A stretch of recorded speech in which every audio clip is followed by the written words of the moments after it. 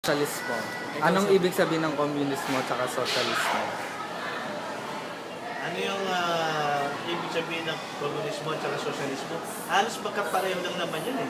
Kasi ang basic principle ng communism na actually nanggaling yan kay Karl Marx, no? Wherein pantay-pantay lahat ng tao. Ibig sabihin, walang pagmamayari ang mga tao sa isang bansa o sa isang estado. Lahat pagmamayari ng gobyerno. So meaning, kung halimbawa ang isang tao may 1 peso, dapat yung isang tao may another 1 peso din. Pantay-pantay, hindi pwedeng makalamang yung isa sa iba pang tao. So ganun yung basic principle ng communism.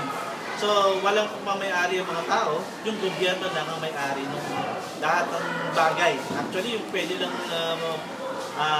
ariin ng isang tao yung kanilang basic needs, damit, bahay, gano'n lang, pagkain. Pero the rest, hindi na pwede. So, gano'n lang yung basic principle actually ng communism. Yung socialism, gano'n din naman yun eh. Based lang yun doon sa communism na nag-originate actually dito kay Karl Marx. Yun yun.